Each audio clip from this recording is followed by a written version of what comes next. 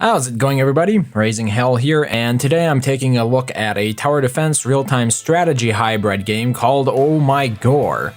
Now, as you can see with the main menu here, the bar is set at a crazy level already, and although this really has nothing to do with the actual campaign, that was the main menu that Bumblebee, the developer, decided to go with. So there is only currently a campaign. That's the only variety of missions that you have.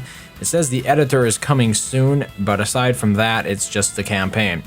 And we can start a new one, resume one, or load one. I'm just going to resume, which takes us to my palace. Now, this is like the hub that you come back to after every mission. If you are familiar with the game Defender Quest, this game is a little bit like it. I think Defender Quest is pretty much one of the best tower defense games currently available on the PC. Now, what we have here, let's start with the map. This is the mission map where you're going to be carrying out your missions. As you can see here, I've completed 10 missions. I completed 3 of them on hard difficulty. The rest of them, except for this most recent one, I completed on normal difficulty. Second here, we have the skill tree, which is used to upgrade your units and buildings. As you can see right here, 3 tabs. I think they're a little bit weak. In general, they don't do anything that's really tangible, and I think that's definitely a downside. That's something that developers should keep away from in terms of upgrades. You should try to make your upgrades feel a bit more meaningful. Right now, I mean, what do you have here for hit points? We can increase the hit points of my units by 5%. Do you think you ever actually notice that? Like, do you think there will be a real world noticeable improvement over what we had before? I don't think so, and I haven't noticed that myself. Here we have the library. This is basically just like a rundown of all the different units and whatnot you encounter in the book, or in the game, I should say.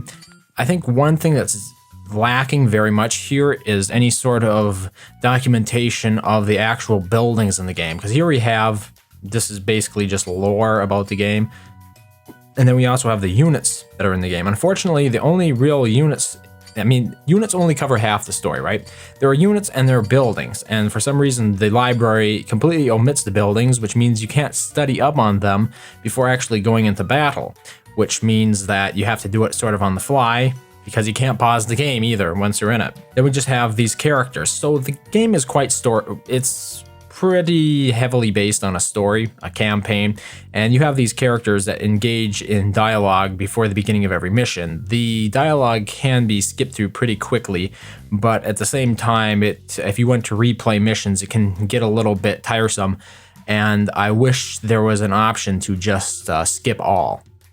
But the characters appear here, and after every mission, they'll have something additional to say about what just went down in the past map, or the past mission.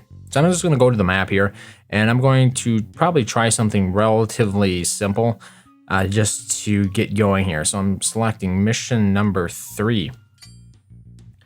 And the objective here is to recruit one of our units that we've already recruited. Obviously, you can go back and replay these as many times as you need to, because you'll be able to get more upgrades by getting blood, essentially. That's the idea. Here we get to choose our hero. Each hero comes with different abilities. Some of them, I think I've unlocked 5 of them so far. Certain missions don't allow you to use certain ones. Like right now we are trying to recruit Scythia or something. I forget what her name is. Obviously you can't use her now because she's the one you want to recruit. So we're going to use this. He's some sort of magician. I'm not going to even attempt to pronounce that. That's outrageous. And then we just get started and click to start. Haven't seen that in a while. Here we go with the lore behind the whole thing. And that was actually pretty quick. Yeah, so now how does this game become a hybrid between real-time strategy and tower defense? Well, right here we have a barracks. And in the barracks we can recruit units. Now I have a broad variety of units because I have actually been playing through the campaign, and you unlock more units as time goes by. So you simply recruit units like that using food, and then they'll head out to attack. You can adjust which direction they decide to go with. This little dude here who's holding it looks like a lightsaber and a stop sign. Then up here, this is more about the tower defense part of it. We have our arrow towers, and these are the paths that the enemies come along. So right here we can see some of the enemies. Obviously, we are the forces of evil fighting against the forces of good. And we're going to have to build some towers to essentially stop these guys from approaching. So I'm building a couple of easy ones there. We can also build traps. Let's see here. Put this trap down right there. I think, I don't know. It's like they shouldn't be able to actually place traps right in front of units, but I guess it works out okay. There are a lot of different towers, but not many of them actually feel significantly different from one another. A lot of them just feel like a slight tweak on what we had before. For example, we have the arrow tower and we have the Gatling tower. The arrow tower, it's the same price as the Gatling tower, but the Gatling tower has a lot more health. That's really the only real significant difference between it. Aside from that and the 90% chance that the Gatling gun has versus the 100% chance the arrow tower has of actually hitting enemy units. In terms of traps, I've only unlocked 3 so far. 2 of them the game started with, and then the third one was the spider web, which essentially just slows units down as they walk through them. These gargoyle towers actually have quite a nice range compared to the most of the other towers have a very limited range, which I think is also another downside to it. There doesn't seem to be a lot of variety in terms of the towers. Sort of a distinction without a difference is the vibe I get from that. But let's go over here and take a look at what our Minotaur did. Okay, so the Minotaur and the Orcs were the units that we sent out from here, and I think we're just going to hire a bunch of Orcs this time and send them out. And the objective of this here is going to be to attempt to clear out some of these areas of spiders. And so the game is set up in a way where you're not just defending, right?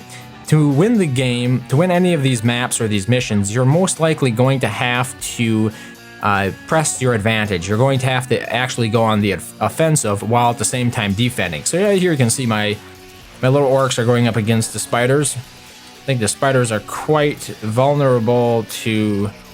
No, orcs are vulnerable to poison, okay. Orcs, some of these things don't attack buildings, some of them do. Obviously, the Minotaurs attack buildings. And you have to sort of decide which units that you're going to recruit. Some of them cost different amounts of food, and they have different specialities. But the problem that I've frequently encountered is that it's very difficult to just plan it out on the fly, because there's no way to pause this game. It just keeps going and going. So you're going to have to read all this stuff while this is going on. You can speed it up in case you want it to go even faster, but the only way to pause it is by actually clicking on the options menu.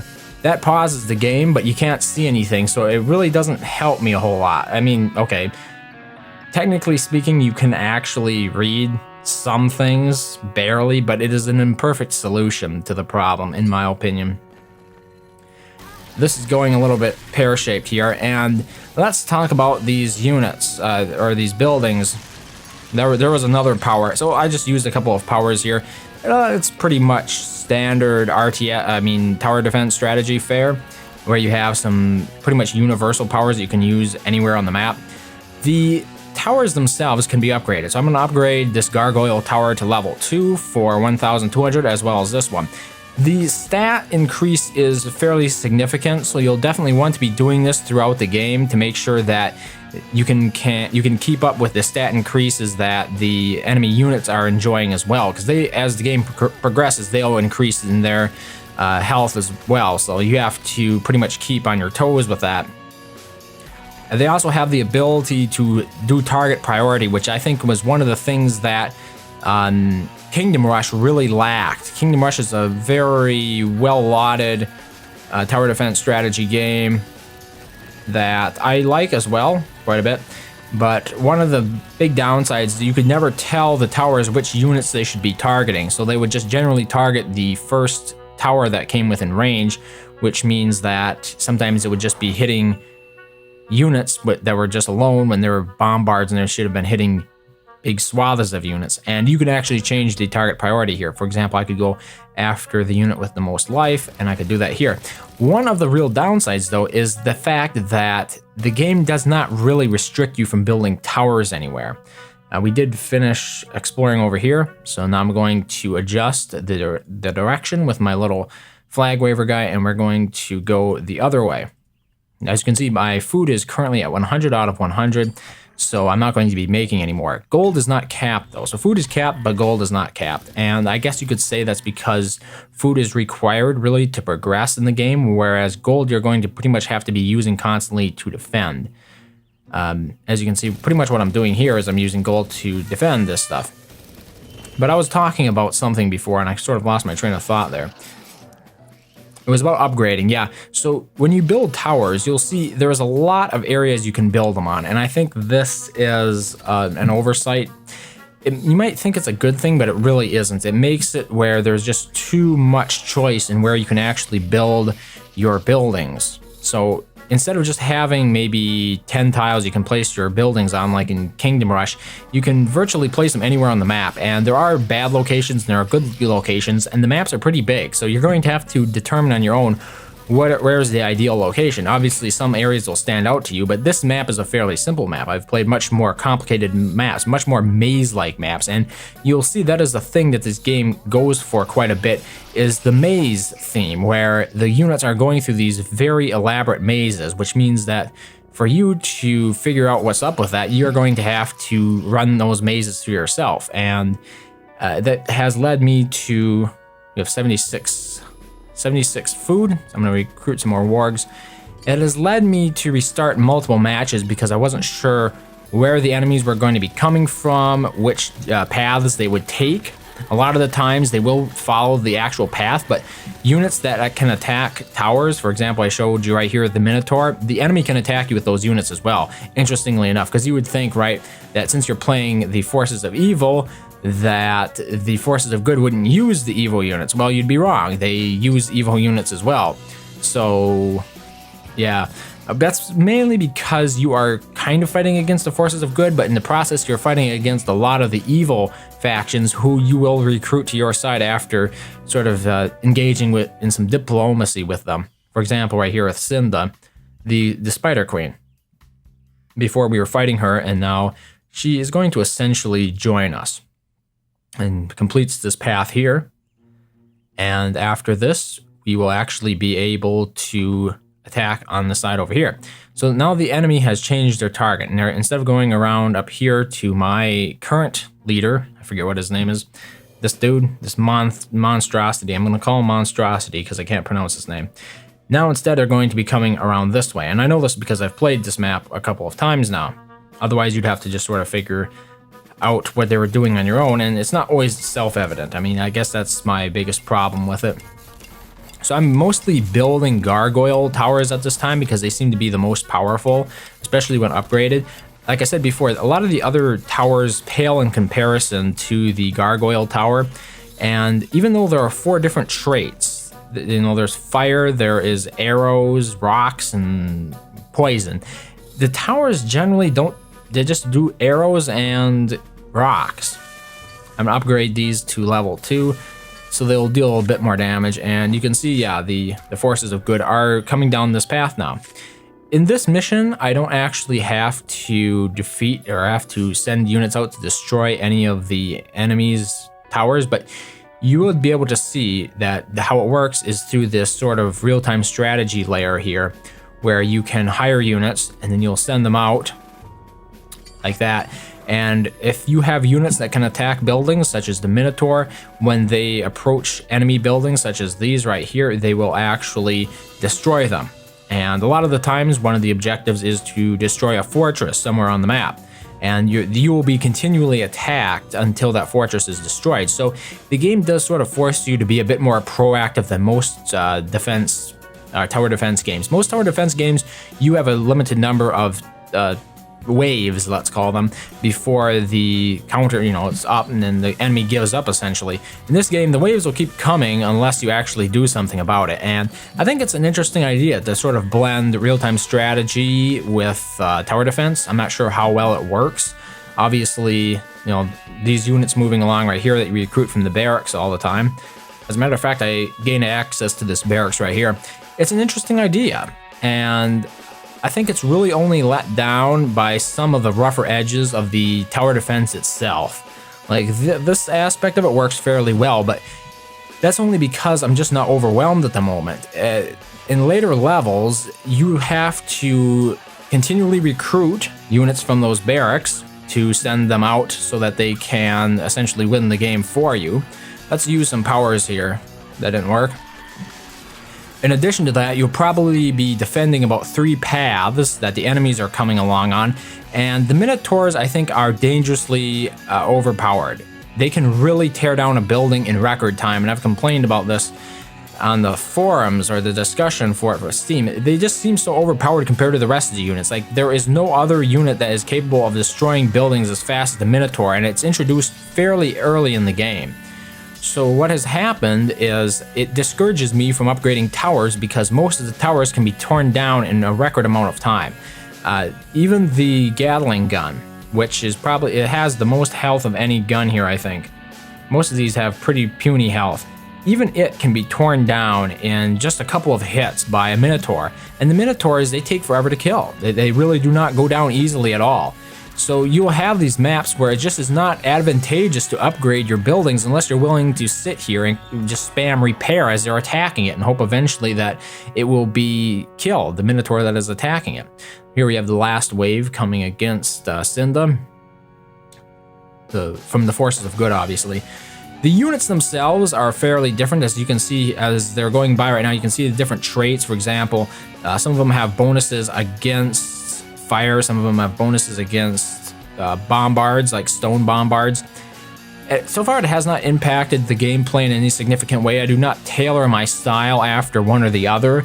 There is no real hard counter system in the game, which I think is missing some opportunity there. The game could have been better if there were more hard counters. Like, a lot of tower defense games, they will go for the hard counters because it requires you to build your defenses strategically.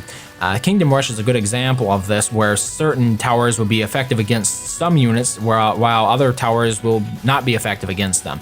And so it causes you to diversify your defenses, to strategically plan which defenses go where, make sure that you have enough defenses to cover all the possibilities, because they might all be coming at you. This game does not really do that, and I think that is a missed opportunity, as well as the fact that you can virtually build your towers anywhere you want, really. Here we get a little bit more of the narrative going on. There was a fair bit of it, and it's mostly a cheesy story, I will admit. It's nothing too serious. The game does not take itself very seriously at all. It is the story of sort of a villain turned hero. You know, he appears at the beginning of the game to be the villain of the story, but as you encounter more characters, he really appears to be one of the more centric or middle ground characters in the game. There are definitely characters who would be considered more morally good than him, and then some more deprived. So he's just sort of a character. You know, he's a bit of a bumbling fool, and yet he pretends that he is all powerful and stuff because he's theoretically a god in the game. And as you can see, after you complete every mission, you saw me earn some of the blood the game is so well named after, and that is essentially used to upgrade units, towers, and general. I've upgraded pretty much everything so far. Well, I shouldn't say everything.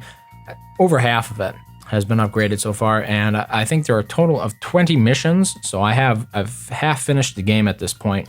So it really should not be necessary to play through the missions multiple times to get all the upgrades needed, provided you do a fair amount of killing each game, which means that you can't just rush through it immediately. I'm not sure it's possible to rush through it faster than I do, but yeah, because the more killing you do, the more blood you get, and that means more upgrades.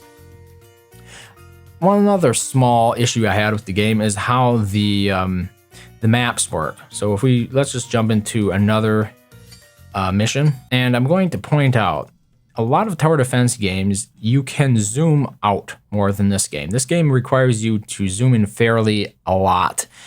And the problem with that is, in tower defense games, you'll be defending multiple routes. And to do that efficiently, you're going to need to actually see what's going on in other areas without having to scroll around all the time. Unfortunately, in this game, it is a constant scroll fest for me. I'm having to scroll from one area to another to keep an eye on it all the time. And it doesn't help the fact any that the minimap is in the top right corner. Now, you will be familiar most likely with real-time strategy games. The reason real-time strategy games are not going to put their map in the top right corner is because most of the menu actions are down here on the bottom of the taskbar. So you have your mouse down here in this area of the map. So it just makes sense that you have the mini-map in that area as well. I mean, these corners are not being used down here. You could have definitely put the mini-map down here in this corner, and it would be a lot faster for me to click on it. I mean, it's just a small movement from here to there versus from here all the way up there. And that is definitely a missed opportunity in my opinion. I do not know why they thought it was a good idea to stick the mini-map up there, but they did, and that is that. Here we have the options menu. I thought I'd just briefly look at this. The options are fairly simple, but I really did not notice any problems running the game. The game runs quite well. It has never crashed. Now, the game is natively a German game, which means that it was translated to English. Only in a couple of instances have I found discrepancies in the translations. For the most part, it has been a solid translation, which is good because in some games that are translated, the translation is a little bit mediocre, and that results in some of the plot points of the story being dropped because you simply don't understand what they meant by that. The translation does not convey the meaning of the original text too well. That has not been a problem in Oh My Gore for me. For the most part, it has been a fairly straightforward process. The jokes have been pretty much conveyed through the language barrier, I guess you could say, and I've really no problems with that. So overall, it is a pretty interesting tower defense real-time strategy hybrid. I think I like the idea, sort of trying for something new. Here we have the Minotaurs who will attack and destroy my buildings like none other. And they're going for a rather unique flavor of gameplay. I'm not sure how well it will pay off, but it is definitely an interesting direction to take the genre in, and I'm glad to see that there are developers bold enough to try and do something different instead of just, making Clash of Clans 1,000 times over. The soundtrack is fairly well, especially in the main menu. Very nice guitar work there. I believe you can buy the soundtrack separately, which is pretty cool. Apparently it was some custom composed music, not just somebody taking royalty-free music off of the internet like Kevin MacLeod. Kevin MacLeod is a fairly popular musician who offers his music up royalty-free for people to use in their projects. That's why I reference him.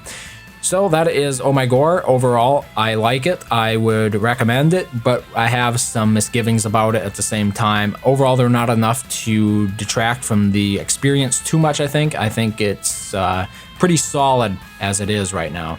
And it is definitely silly. So if you're not looking for something silly, it might not be for you. You might not care at all about the story. Yeah. Thank you very much for watching as always, and I hope to see you next time.